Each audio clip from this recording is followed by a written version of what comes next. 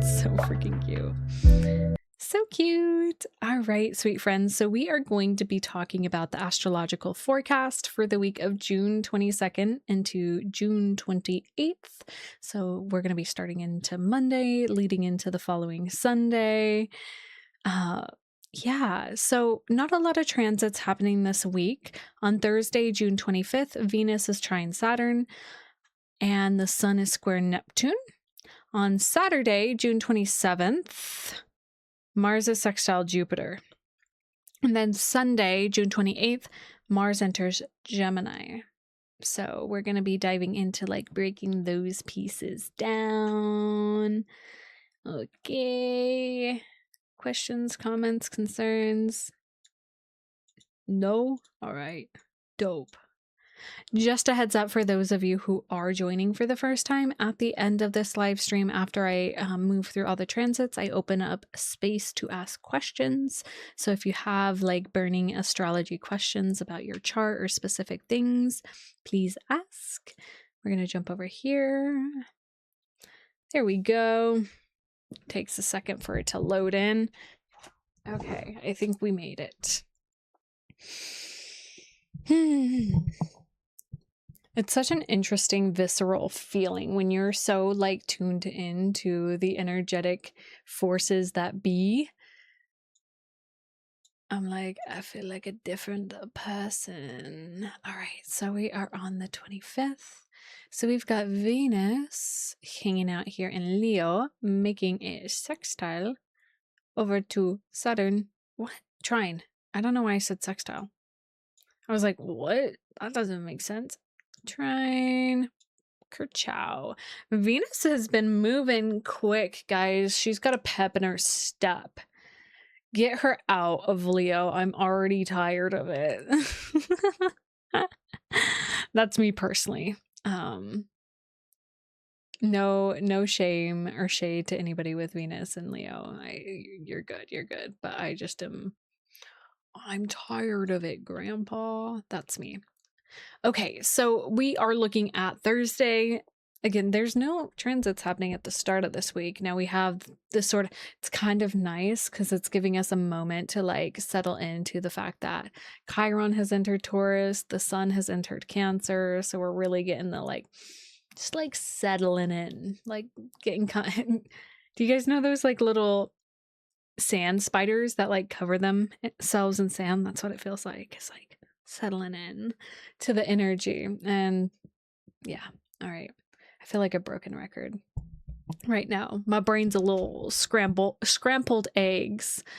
I can feel Mercury slowing down and I'm like, whoa, I'm gonna be out of operations when Mercury goes retrograde. Just a heads up for everybody. So Venus making a trine to Saturn. I love this. And that's funny. I just heard that, like, isn't it iconic pop? I don't care. I love it. With this. So Venus in Leo, it has been igniting the heart space into that like wild, authentic self-expression, to share your light unapologetically. We really dove into this last week. For those of you who were here, we really just opened up the doorway because we had a lot of Venus transits that were coming through that were just really opening up the heart and expanding that energy.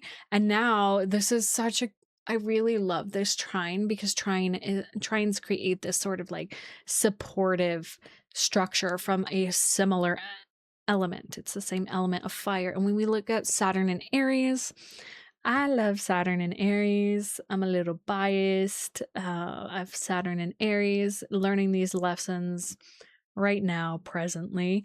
Saturn and Aries has been really inviting us to slow down the fire, right? Aries is normally very instinctual, very quick, very like right to it. Now. And Saturn says, whoa, let's create some sustainability. So this trine that's happening to Venus, this is, I love it. What this feels like is a supportive, like paternal figure coming in, and like sort of the question that's coming up with this trine, it's like a healthy question. It is, who are you performing for? is it authentic, right? And this is like healthy, like energy of like, yeah, why am I shining my light? Where am I shining my light? Where am I pouring my love in, right? Venus, love, expression, passion, pleasure, values. Where am I allowing this energy to shine?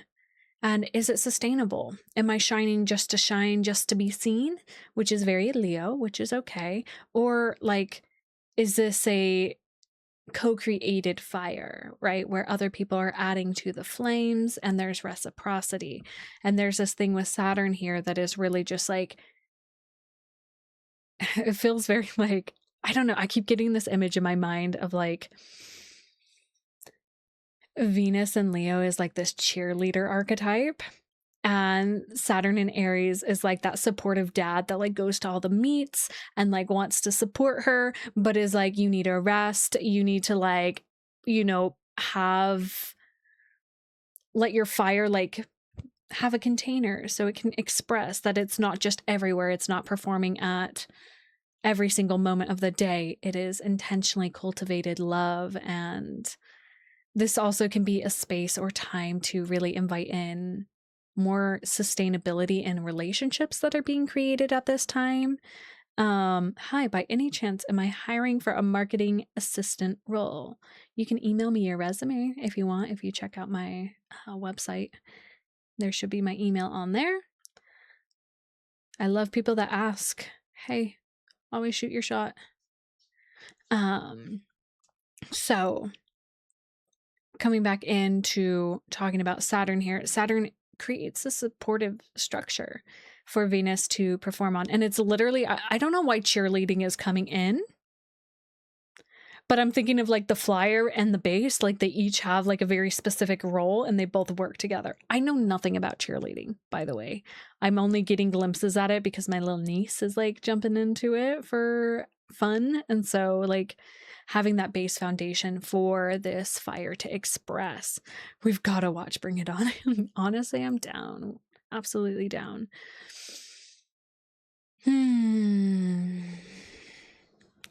Questions, comments, concerns about this? I'm so like in the like emotional flow of things right now that I'm just like, I don't even know what I just said about this. What else? Venus trine Saturn wants to be spoken into.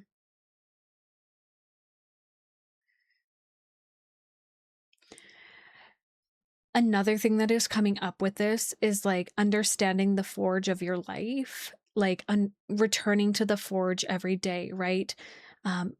Sharing and letting your light be seen consistently, daily, right?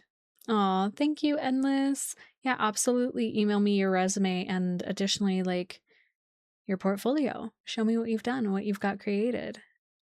You know, having those things ready for people is like a good step. And I used to work in HR and hiring things, and I'm a master at creating resumes and things like that. So I'd love to check it out and be in touch. All the fire in my chart is hard to tap into. It's like a damp candle. Very interesting. Which house is all your fire in? Now, tuning back into this idea of the forge when we're talking about Venus and Saturn, it's like your heart space as the forge, right? Returning and like consistently, like this has been coming up a lot in the astrology, the heart as a muscle, right? Continuing to like let yourself express even when it's like, but also the idea of rest and recuperation is very, very important. Hi, Zoe. Welcome. Is very important as well too, right? We need to rest. We need to recharge. Like you can't, like literally Leo cannot constantly be like burning all the time. Like it has to have that. Leo rising with Chiron and Aries. Exact. Bless my people with Chiron on the ascendant. I know quite a few. I actually have quite a few clients that are. I was thinking about reaching out for a chart reading. Yes, absolutely. You can book through my website. I would love to do that. Yeah, if you want to get personal readings from me, all of my information is linked in my bio. So going that direction. The thing about opening websites on TikTok is you need to click the 3 dots and then press open in external browser. So if it doesn't load for you, that's how you do it. Yep. Beautiful. Okay. I love this energy. This really just feels like the supportive edge of like continuing to share your heart, but also like finding those balance points of like not like overdoing it. It's a very Goldilocks kind of energy in general. Yummy. All right. Additionally, on this day, we have the sun squaring Neptune. So, just to add a little attention. Okay. Sun, that's Saturn. Nope. Okay, so we have the sun that has finally moved into Cancer. Again, this is Thursday the 25th. And if anybody's like, what day is she talking about? You can always look down here at the bottom. It'll have the date down there, just so you're aware. And the sun in Cancer is making a square to Neptune in Aries. Ooh.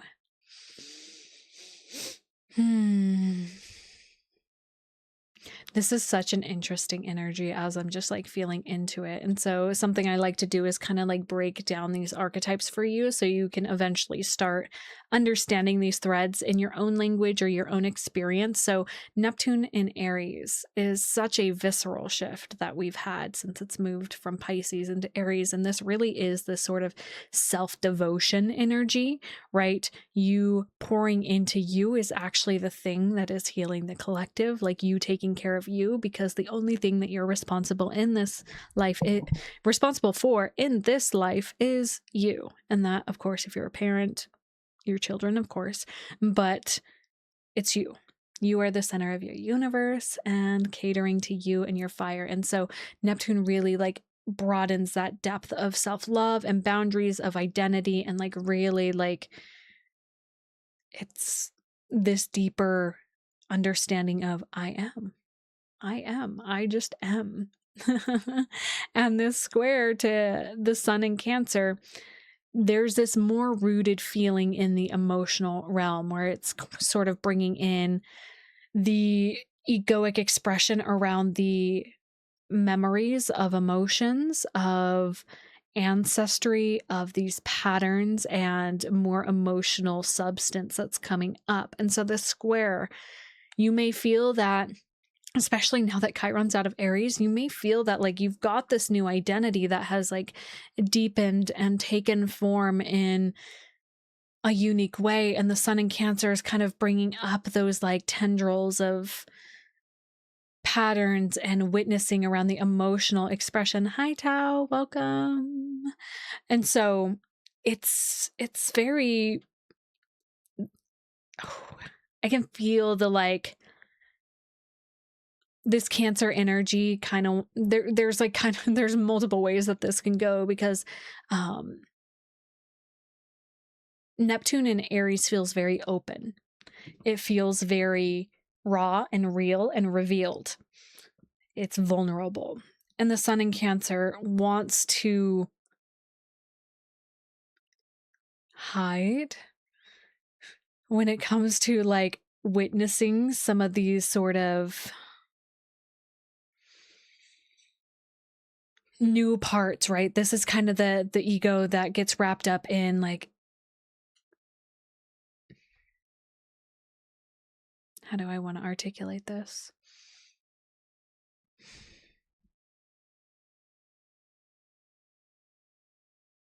Justifying your feelings that are based off of, it's actually justifying your emotions, not the feeling. It's emotional justification that comes in with the sun in Cancer.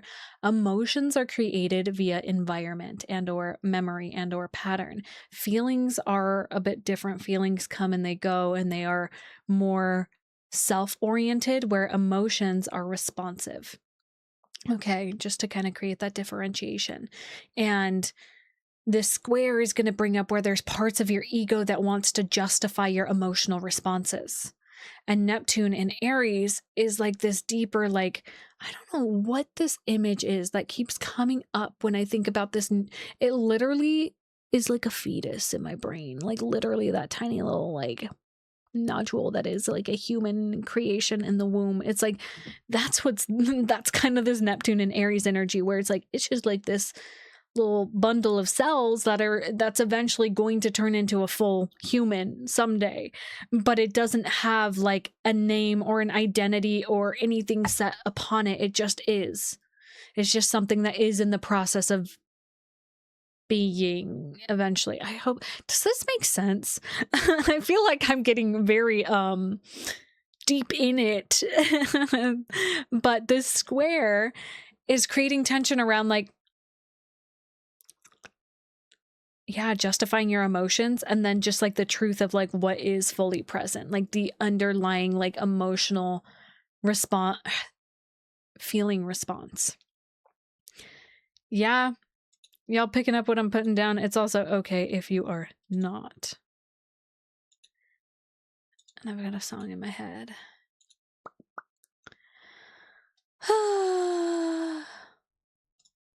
Now, squares create tension. As I've shared many a time, squares create this tension, and these tension points, they allow something to come to the surface, something more realer, something that is more true. So even though we have this new identity that is like, it is so delicious and so beautiful. Like this, I've been enjoying Neptune and Aries because it's really been bringing in the like, coming back to the start of the stream, this is real, this is me. Like it really is this depth of energy of just like me at the core, me at the start, me, just me without a body, me without a story, me without the projections, just me. That is the thing I'm talking about. And the more that we pour into that, the more that we get, life pours back into us. It's like this crazy, beautiful, like constant pouring of love. Now, you just have the urge to play Neopets. I have 2 Neopets.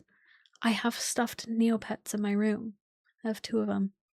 Hi, Courtney. Welcome. And the sun in Cancer really brings in like this, like,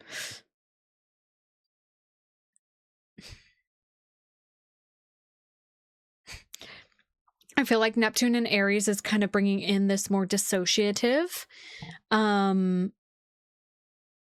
higher spiritual bypassing kind of energy to a certain degree. Like we can spiritually bypass the experience, and the sun in Cancer is like, no, we have to feel it to heal it. That's what we're getting down to. It took me a while to get there. I was like, where are we going with this? I'm lost in the sauce. I'm like, where are we going with this? So the sun in Cancer is like, no, feel it to heal it. We have to process it. We have to like actually have the thing. And Neptune and Aries is like, but we just are like it, you know? And so this tension, one is no better than the other. They just are different experiences. And this square, this tension invites in a new expression. It invites in a new opportunity for us to see what's underneath the surface of that. It's going to be I heard like an invocation of a newer, truer emotional response. Okay. All right, let's go ahead and jump forward to Saturday. Thank you for sharing the live, Courtney, and everybody else who has. Thank you. I appreciate you guys and supporting me and all the work I'm doing here. Okay, let's jump to 27th. And we've got Mars and Taurus making a sextile to Jupiter. Yep, they're both 29 degrees. Such interesting energy. Oh, aw, yay, Courtney, thank you. Thank you. I'm glad. So Mars in Taurus, 29th degree, Jupiter in Cancer, 29th degree sextile. This is like, I really like this energy. First off, Mars and Taurus at the final degree, it's kind of like that final push over the edge for like momentum. It's like reaching that like tipping point. And this sextile to Jupiter, I feel, is creating this opportunity for emotional expansion, this opportunity for, I heard feeling is healing. And so it really is whatever happened during that square, like, might be the substance and or charge or the thing that like ignites the energetic fuse for this momentum, for this movement, for this change to occur, because the sextile really is this like, thanks for the follow, I appreciate it. This feels, it's like good flirty tension where like Jupiter and Cancer at these final degrees are like, I just heard like, how much space can you take up? And I'm feeling into this like energetic space, like the ocean. Like, how much can you take up? Like, can you do it? Can you like embody it? Can you like hold it? Can you do that? And Mars and Taurus is like very consistently, has been consistently building towards this capacity. And I feel like this is one of those junctions that's coming up that's like, yeah. I feel like I'm talking in such metaphors, guys. I think I'm just like being hyper aware of my communication style, though I know that I call in an audience that understands how I communicate. But I'm like, I feel like I'm really deep in the like metaphors right now. You're definitely feeling it? Okay, cool. Oh, you're at the beach? Oh, no shrinking. Be you. Okay, cool. It's so funny. I'm like, does any of this make sense to people? But I speak in metaphors because the teacher in me understands that like we need those like stories to like make sense of our own lived conditions. My ears got all plugged. Ooh, Rebecca, hello, love. How was your dance party? It's making complete sense. Yay. Okay.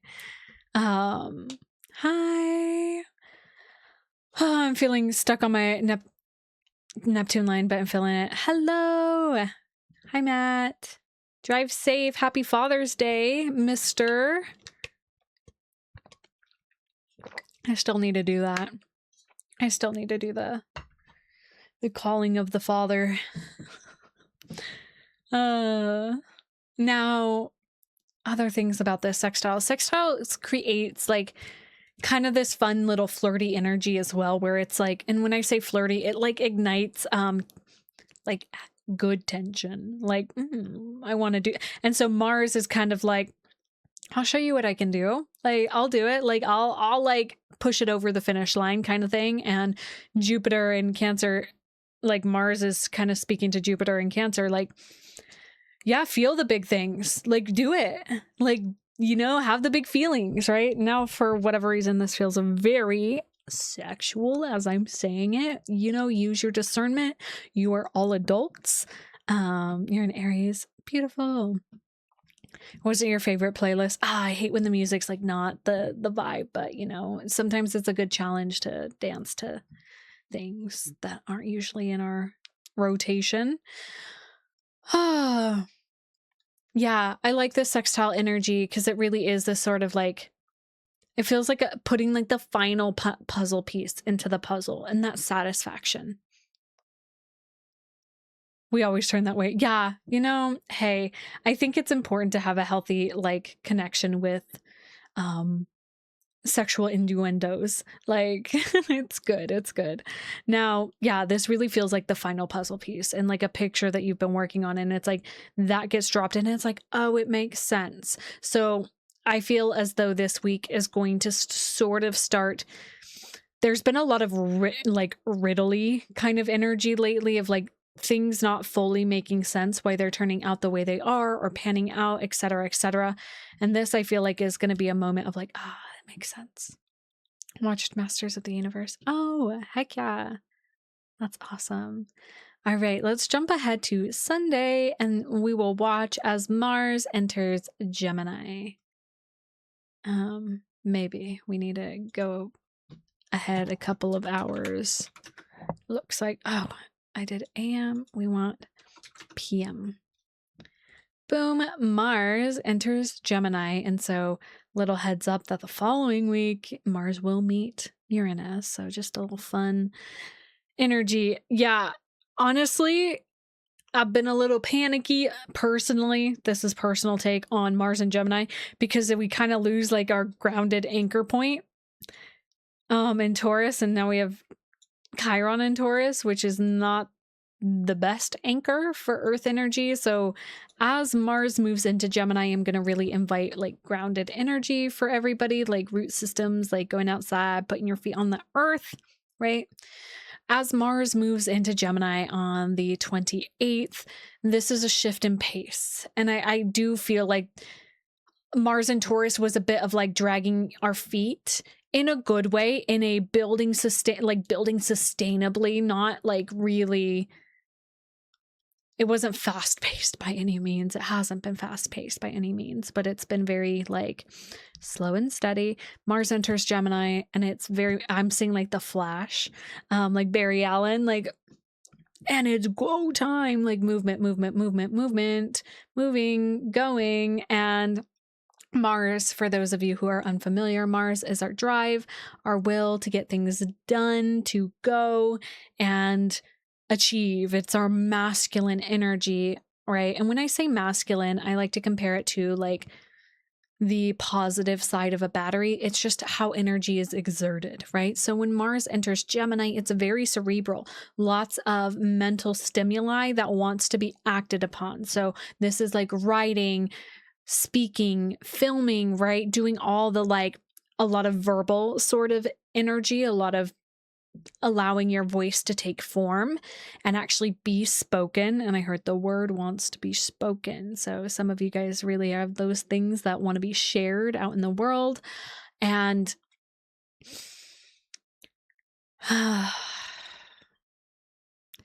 yeah, Mars is going to have an initiation when he meets Uranus, and that's not going to happen until like the following week. It's going to kind of change how you relate and connect to this masculine energy. But at just the first start in the first level, it's going to be just very like mentally stimulating. Like I have no other way to put that. Plans, taking, like I'm seeing a lot of like things that have been living up in your mind for a little bit. It's finally going to be able to actually be grounded, actually come through. And the like, for some of you, it's like, oh, what's the word for this? Operational kind of tasks. Like if you run your own business, like getting things organized, getting things going, like having a lot more creativity when it comes to systems, and also more open communication, taking action on like social invitations going forward. I'm seeing like poetry. I'm just seeing people like being more wanting to like connect out in the world a bit more. I keep just staring. I'm just staring at this Mars and Gemini, and I'm just asking it like, what else does it want to say? I heard strategy building. Strategy building. That's it. That's it. Yeah. It's like, how can we strategically like make what Uranus and Gemini has been like invoking in our mind? Lots of downloads. I know that you guys are like really up there, and this is like new strategy, new ways of moving. They're like, you're not even operating on the same chessboard. You're in a quantum like chessboard realm where there's like 50 different chessboards at different angles. Like, how are we going to approach things? How are things going to move going forward? Because again, with Uranus and Gemini here, it's going to be different. Different. Shazam. Yes. Oh my gosh. Love that, Alicia. Yes. Love it. It's very interesting how the astrology is wanting to move through right now. And I'm going to kind of just name it for you guys. Like literally, I just like closed my eyes and like there was a personification of Mars and Gemini. And I was like, what do you want me to say? And he's like, strategy. And like had like a whole like map and things, like a mind map. Like, so maybe some of you guys are going to be sitting down with like business ideas or things or life, like your life. It's It's like looking at the game of life and like really connecting the dots with different things and people and connections. So it's really cool energy. Very, very cool. Very, very cool energy. I really like it. So just a little recap. On Thursday, June 25th, Venus is trine Saturn and the sun is square Neptune. On Saturday, June 27th, Mars is sextile Jupiter. And then Sunday, June 28th, Mars enters Gemini. And so that's the astrology for this upcoming week. Wow, not a lot of transits, but that is